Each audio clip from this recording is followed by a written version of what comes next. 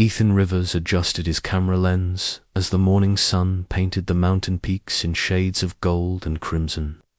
His small cabin sat nestled in the heart of the Whispering Pines National Forest, miles away from the nearest neighbor.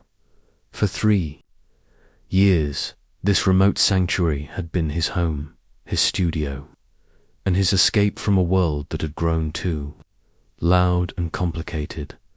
The wildlife photographer had built his reputation capturing the untamed beauty of nature. But lately, something felt different about the forest. The animals seemed restless, and strange lights had been dancing across the night sky for weeks.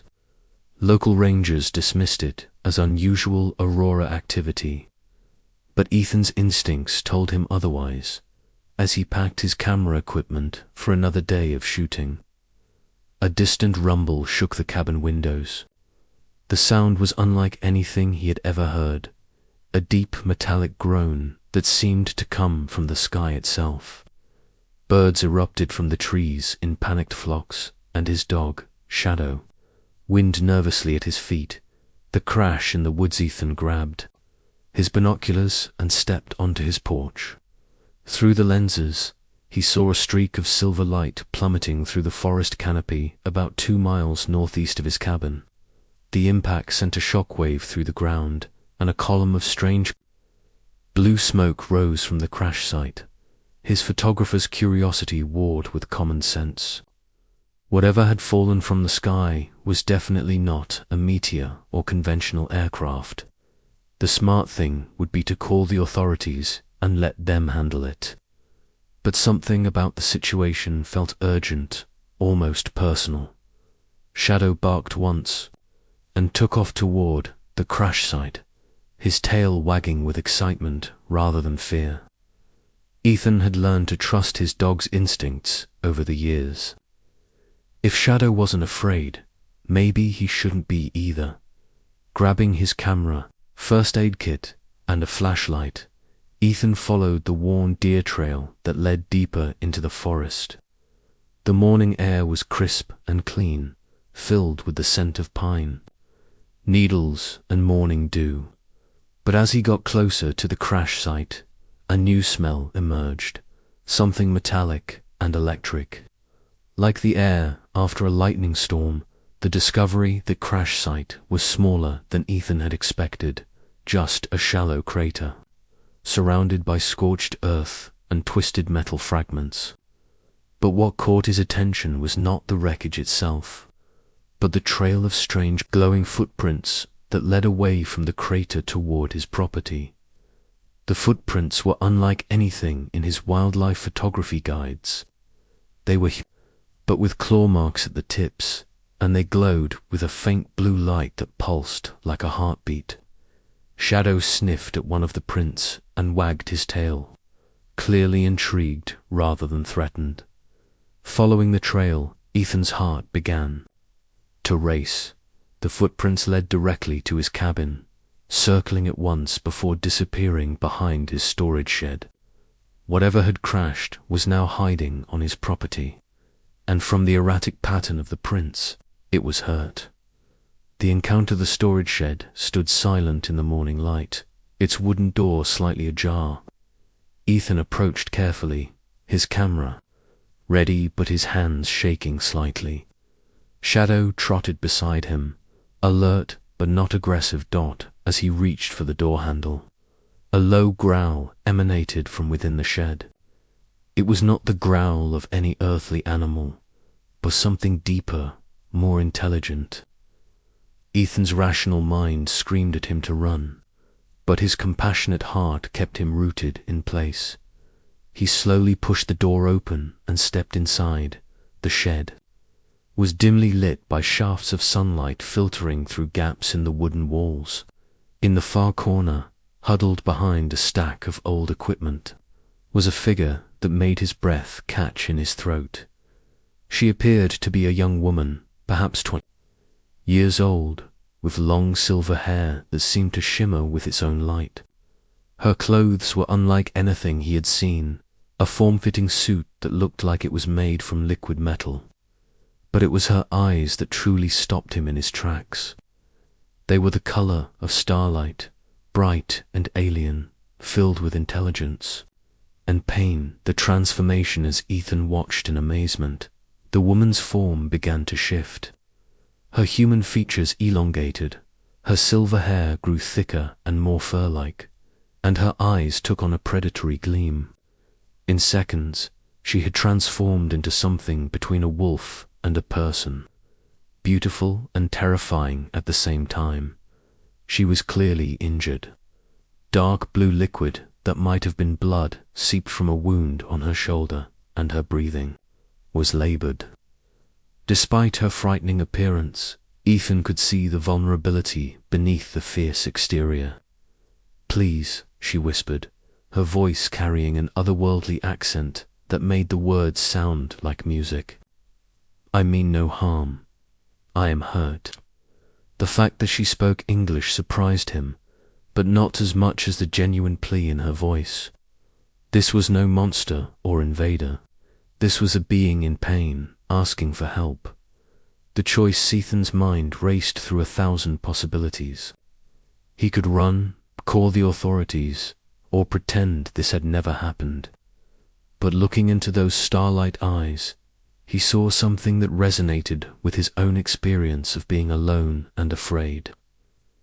"My name is Ethan," he said softly, setting down his camera and raising his hands to show he meant no harm. "I want to help you." The wolf-woman's expression softened slightly, and she shifted back to her human form. "I am Zara Nightwhisper," she replied, her voice barely above a whisper. "I am far from home, and there are those who hunt me." Shadow approached slowly, his tail wagging, and pressed his nose against Zara's hand. She smiled, a genuinely warm expression that transformed her entire face. "Your companion has a good heart," she said, gently petting Shadow. "As do you, I think." The healing over the next hour, Ethan helped Zara back to his cabin, supporting her weight as she struggled to walk. Her injury was worse than it had initially appeared, and the strange blue substance that served as her blood was beginning to stain her metallic suit.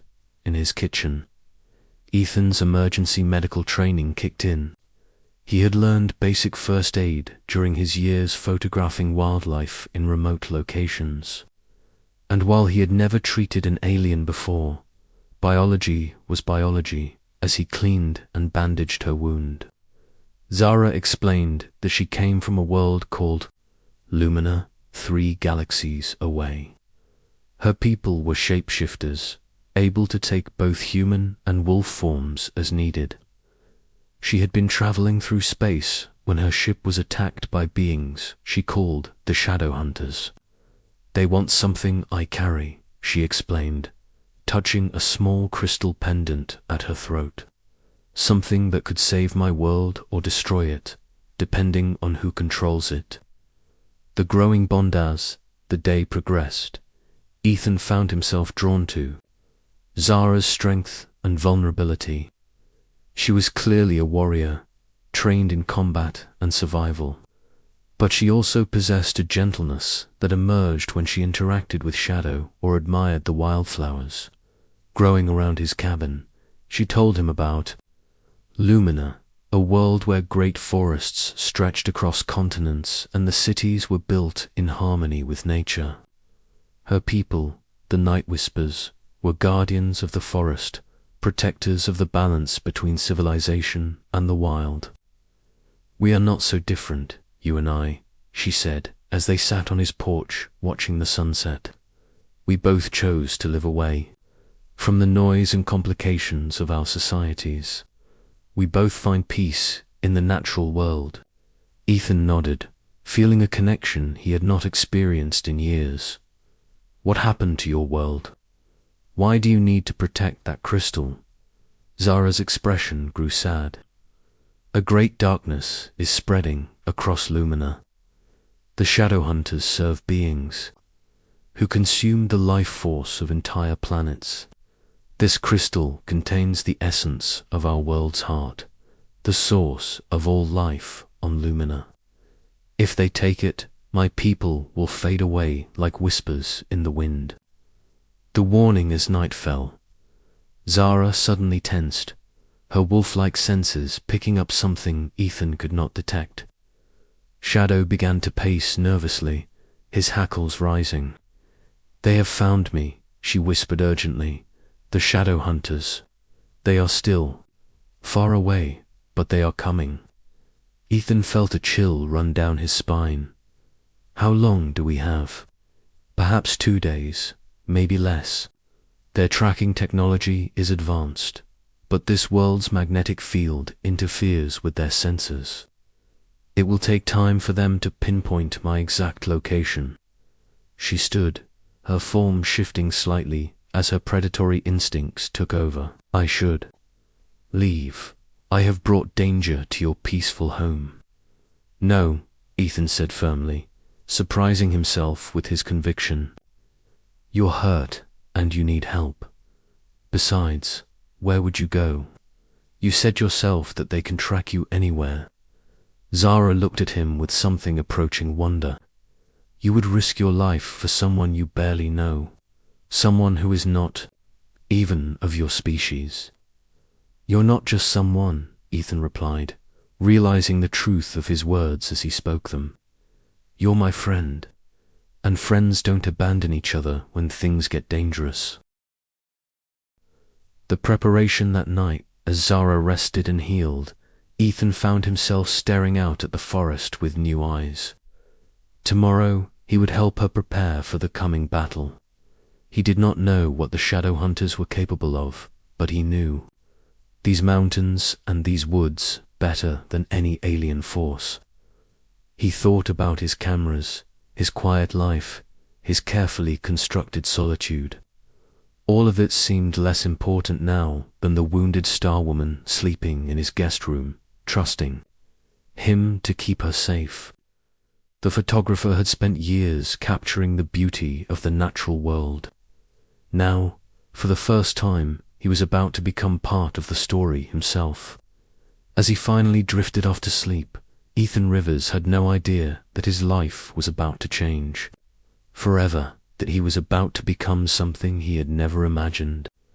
He was about to become a guardian of the stars. Dawn broke over the mountains with an unusual stillness. Ethan woke to find Zara already up, standing at his kitchen window with Shadow at her side.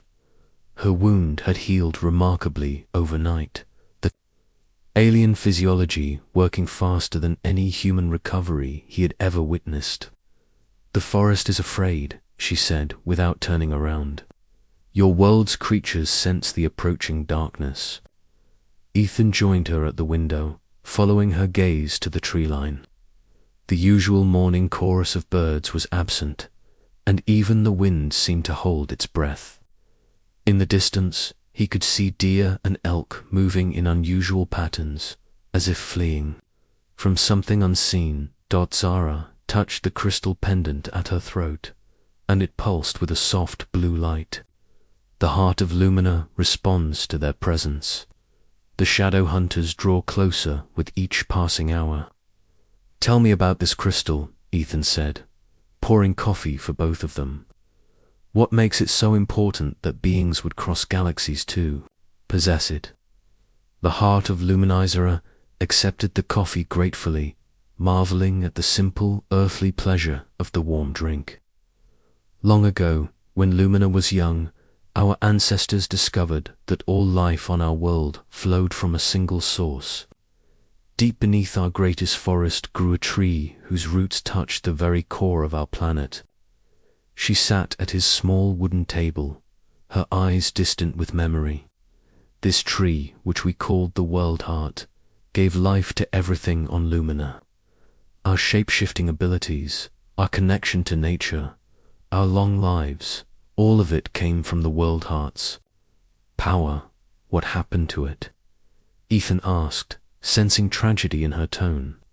"The Shadow Hunters' masters, beings we call the Void Devourers, found our world a century ago.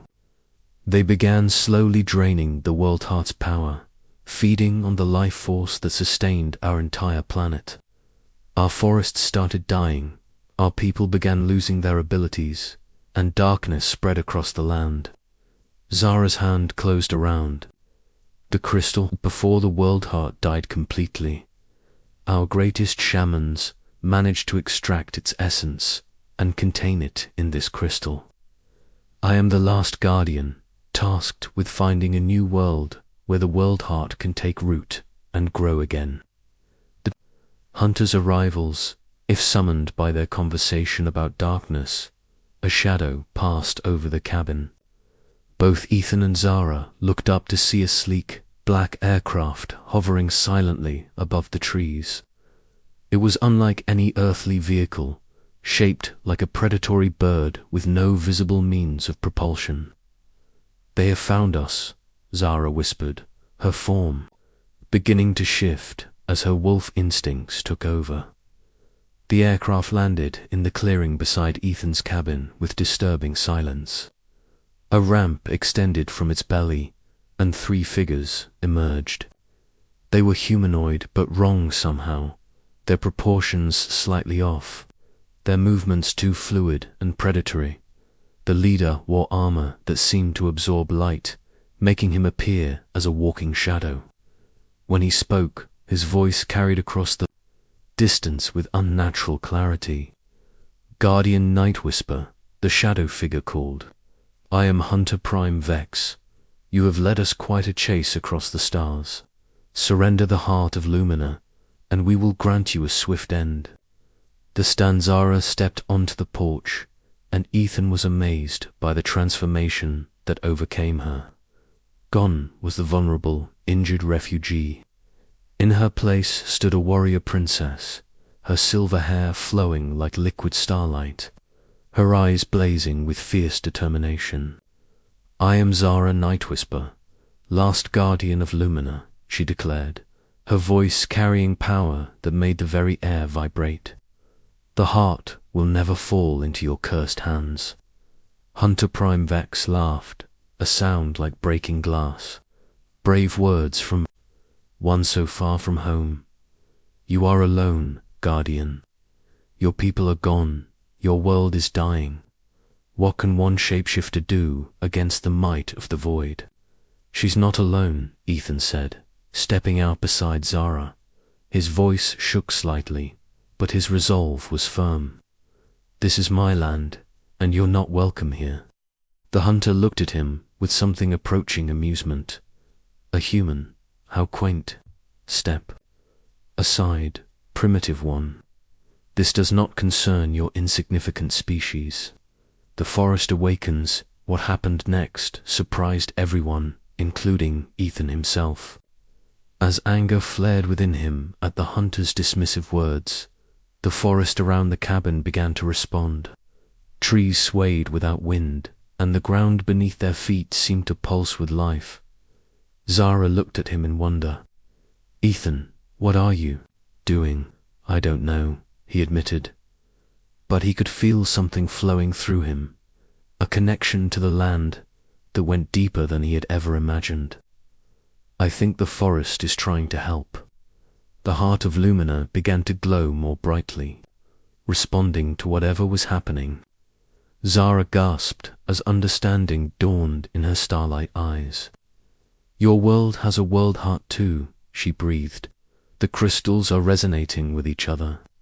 Hunter Prime Vex raised a weapon that looked like crystallized darkness. "Enough of this foolishness. If you will not surrender the heart willingly, we will take it from your corpse." The first battle, the attack, came with brutal swiftness. Hunter Prime Vex fired his weapon, sending a bolt of dark energy toward Zara. She leaped aside with inhuman grace, her form shifting mid-air from human to wolf and back again. The other 2 hunters moved to flank them, their own weapons charging with ominous light. Ethan grabbed his hunting rifle from inside the cabin, knowing it would probably be useless against their alien technology, but determined to fight anyway. To his surprise, when he fired at one of the flanking hunters, the bullet struck true and sent the being staggering backward. Their armor was advanced, but not invulnerable. Zara had fully transformed into her wolf form, a magnificent creature with silver fur that seemed to glow with inner light. She moved like liquid lightning, dodging energy blasts and striking at the hunters with claws that could rend their armor. But they were outnumbered, and the hunters were seasoned warriors. As the battle raged, it became clear that courage alone would not be enough. The unexpected alliance, just as Hunter Prime Vex was about to land a killing blow on Zara. The forest itself seemed to come alive. Roots erupted from the ground, entangling the hunter's feet. Branches whipped through the air like grasping hands, and the very air grew thick with protective energy. The world hearts are connecting, Zara called out, dodging another energy blast. Your planet's life force is defending us. Ethan felt the truth of her words. The connection he had always felt to this land was deeper than he had known. Somehow, his years of living in harmony with the forest had created a bond that was now manifesting as raw protective power.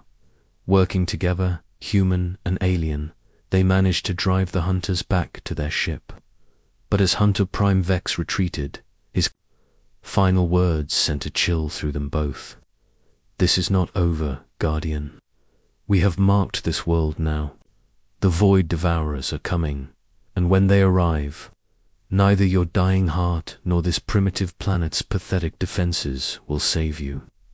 The deepening Bondas, the alien ship, disappeared into the sky. Ethan and Zara collapsed onto his porch, exhausted but alive. Shadow emerged from wherever he had been hiding and nuzzled against Zara, sensing her distress. I'm sorry, she said quietly. I have brought darkness to your beautiful world. No, Ethan replied firmly. You brought hope. Did you feel it during the battle, the way the forest responded? I think our worlds are more connected than either of us realized. Zara nodded slowly.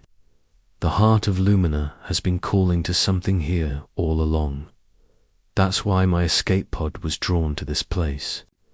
Your world has its own world heart, sleeping deep beneath the earth. As if in response to her words, the ground beneath them pulsed gently, and flowers began blooming around the cabin despite the late season. The connection between the two world hearts was growing stronger. What does this mean? Ethan asked. It means there might be hope for both our worlds, Zara said, her eyes shining with possibility. But first, we must survive what's coming. The hunters will return with greater force, and next time they won't underestimate us. The preparation over the following hours, Zara taught Ethan about the hunters' technology and tactics. In return, he shared his knowledge of the land, mapping out defensive positions and escape routes through the mountain terrain.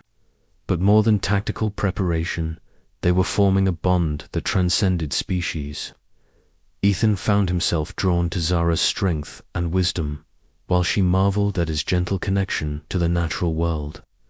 As evening approached, they sat together on his porch, watching the sunset paint the mountains in shades of gold and crimson.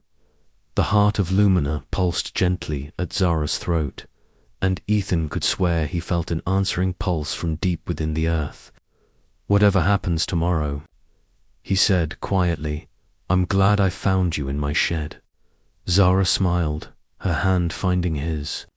And I am glad that in all the galaxies I could have fled to, fate brought me to a world with guardians like you. In the distance, storm clouds gathered on the horizon, and both of them knew that the real battle was yet to come. But for this moment, they had each other, and they had hope. The storm approached as the night brought no rest for Ethan and Zara. Throughout the dark hours, they could feel the approach of something massive and malevolent. The heart of Lumina pulsed with increasing urgency, and the responding throb from deep within the earth grew stronger with each passing minute. "They're not just bringing hunters this time," Zara said, her wolf senses detecting disturbances in the upper atmosphere. "I can feel the presence of a void devourer itself. They mean to claim both world hearts at once." Ethan checked his weapons for the 10th time, knowing they would be woefully inadequate against what was coming. But something had changed within him since the previous day's battle. The connection to the land felt stronger, more immediate. When he pressed his hand to the ground, he could feel the vast network of life that pulsed beneath the forest floor. "The earth is trying to tell me something," he said, kneeling and placing both palms flat against the soil. "It's like it's been waiting for this moment for thousands of years." The arrival of darkness dawn was still an hour away when the sky began to darken with unnatural clouds. The temperature dropped 20 degrees in minutes, and frost began forming on the windows despite the season.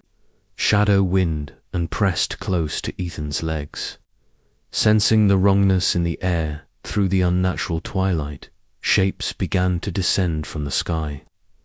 Dozens of hunter ships, sleek and predatory, arranged themselves in a perfect circle around the mountain, but behind them came something far worse.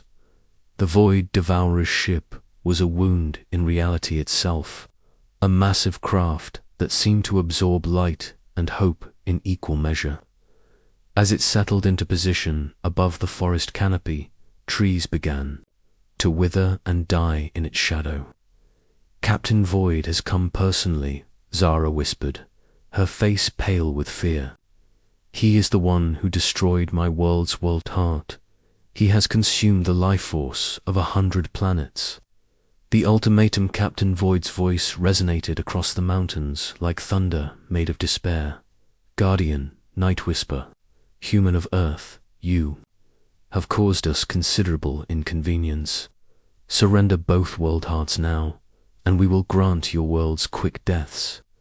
The voice seemed to come from everywhere and nowhere, carrying with it the weight of cosmic darkness. But as it washed over them, Ethan felt something unexpected. The earth beneath his feet grew warm, and the trees around the cabin began to glow with soft, protective light. "Our answer remains the same," Zara called back, her voice carrying clearly despite the unnatural acoustics. "The hearts belong to the living, not to devourers of worlds." A sound like cosmic laughter rolled across the sky. "Then you have chosen the hard path. Very well. Let us see how long your primitive defenses last against the might of the void." The first wave of hunters began their descent. Something extraordinary happened. The ground beneath the cabin split open, not violently but gently, like a flower blooming. From the crack emerged a figure that took Ethan's breath away. She was made of living wood and flowing water. Her hair formed from cascading moss, and her eyes like deep forest pools. When she spoke, her voice was the whisper of wind through leaves and the babble of mountain streams. "I am Terra, spirit of this world's world heart," she said, her presence filling Ethan with warmth and strength. "For eons I have slept, waiting for one who could bridge the gaps between worlds. The guardian of distant Lumina has awakened me, and now both our hearts beat as one." Zara fell to one knee in reverence. "Great Spirit, we are honored, but the enemy is too strong. How can we stand against a void devourer?" Terra smiled, and flowers bloomed in her footsteps. "Child of the distant stars, you underestimate the power of life united. Your heart and mine, connected through the bonds of guardianship, can create something the devourers have never faced before." The merging of worlds starer gestured to both Ethan and Zara. "Join hands, guardians both. Let the hearts of our worlds beat as one." As their fingers intertwined, The heart of Lumina blazed with brilliant blue light, while the ground beneath them pulsed with warm green energy. The two forces merged and amplified each other, creating something entirely new. Ethan felt his consciousness expand. Suddenly he could sense every living thing for miles around, from the smallest insect to the mightiest eagle. The forest was not just his home. It was part of him, and he was part of it. Beside him, Zara gasped as she felt her shape-shifting abilities enhanced beyond anything she had ever experienced. Now, Terra said, her form beginning to fade, show these devourers what united worlds can accomplish. Show them that life will always triumph over the void. The battle for two worlds, the enhanced hunters, struck first, their weapons charged with void energy that withered everything it touched. But as their dark beams lanced toward the cabin, walls of living wood erupted from the ground to intercept. Them, the trees themselves had become warriors, their branches reaching out to swat alien aircraft from the sky. Zara had transformed into something beyond her usual wolf form. She was larger now, her silver fur crackling with energy from both world hearts. She moved like a force of nature itself, leaping impossible distances and striking with claws that could tear through void-enhanced armor. Ethan found himself wielding powers he had never dreamed possible. With gestures of his hands, he could call forth walls of stone, summon flocks of birds to confuse the enemy's targeting systems, and cause vines to entangle hunter weapons. But their greatest weapon was the forest itself. Every tree had become a guardian, every stream a barrier, every creature an ally. The mountain had awakened, and it was angry. The heart of darkness, as the battle raged, Captain Voight himself descended from his massive ship. He was tall and gaunt, his form wrapped in armor that seemed to be made from crystallized emptiness. Where he walked, the very ground died beneath. His feet, enough games, he declared, raising a weapon that pulsed with the absorbed life force of countless worlds. I will claim these hearts personally. The beam that erupted from his weapon was like concentrated despair. It struck the glowing barrier around the cabin and began eating through it layer by layer. Where the void energy touched the protective magic, everything simply ceased to exist. He's too strong, Zara called out, her enhanced form beginning to falter under the assault. The darkness he carries has consumed to many worlds. But Ethan felt something stirring deep within the earth. All the years he had lived in harmony with this place, all the love and respect he had shown the forest, had created something powerful. And now, enhanced by the heart of Lumina, that bond was becoming something that could challenge even a void devourer. The Guardians sacrifice Zara, Ethan said, his voice calm despite the chaos around them. I know what we have to do. She looked at him with starlight eyes, understanding passing between them without words. They both knew that stopping Captain Void would require everything they had, and perhaps more than they could survive, together. She asked. Together, he confirmed. They stood side by side, hands clasped, as the full power of both world hearts flowed through them. The heart of Lumina blazed like a captive star, while the Earth's own heart pulsed with the accumulated life, force of millions of years. Captain Void laughed as he saw them preparing for a final stand, touching. Two primitives ready to die for their meaningless worlds. Very well, let me show you the true power of the void. The triumph of life, what happened next, would be remembered in the legends of both worlds for generations to come. As Captain Void unleashed the full power of his world-killing weapon, Ethan and Zara released everything they had in response. The collision of void and life energy created an explosion of light that could be seen from space. For a moment, it seemed as if the very fabric of reality might tear. But then something beautiful happened. The combined world hearts didn't just resist the void energy, they transformed it. All the stolen life force that Captain Void had absorbed over centuries was suddenly freed, streaming back into the universe as pure creative energy. Captain Void screamed as his own weapon turned against him, the liberated life force overwhelming his void-enhanced form. His armor cracked and crumbled, revealing something pitifully small and withered beneath. "Impossible," he gasped. "The void cannot be defeated. Entropy always wins."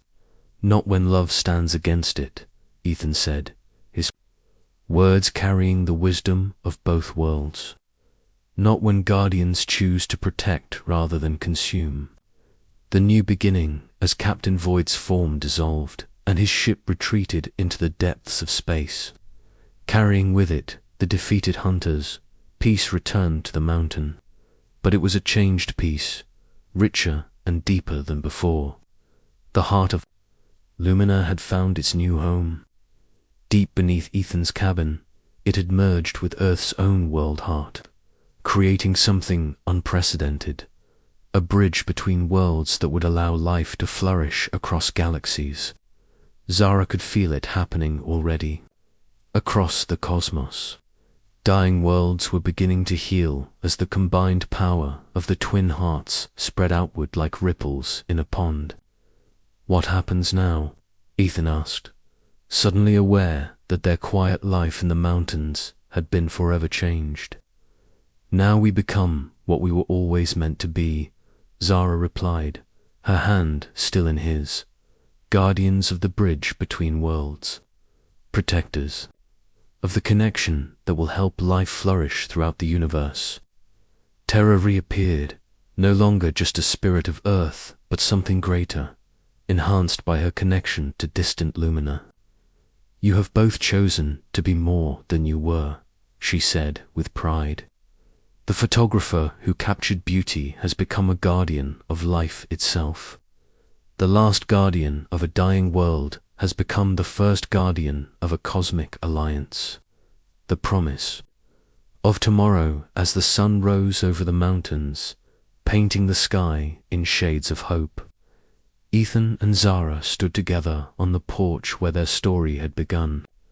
The forest around them hummed with new life, and they could feel the presence of countless worlds reaching out across the cosmic bridge they had helped create. Shadow emerged from the cabin, no longer just a dog, but something more, transformed by his proximity to the world heart into a guardian spirit himself. He settled contentedly at their feet, sensing that his humans were exactly where they belonged. "Do you think we'll see Captain Voight again?" Ethan asked. "Perhaps," Zara replied. "But if he returns, he'll find not just two guardians waiting for him, but an entire network of worlds standing together. The age of the Void Devourers is ending. The age of the Life Guardians has begun." In the distance, they could see the first signs of the changes to come. Plants were growing larger and more vibrant. Animals were displaying new intelligence and cooperation, and the very air seemed charged with possibility. The wounded star had become a bridge to hope, and the quiet photographer had become a guardian of the cosmos. Together, they faced the future with joy, knowing that love and life would always find a way to triumph over darkness and despair. And in the shed where their story began, the last piece of Zara's escape pod dissolved into sparkling dust, its purpose finally fulfilled. It had brought two hearts together across the vast emptiness of space, and in doing so, had planted the seeds of a brighter tomorrow for all living beings.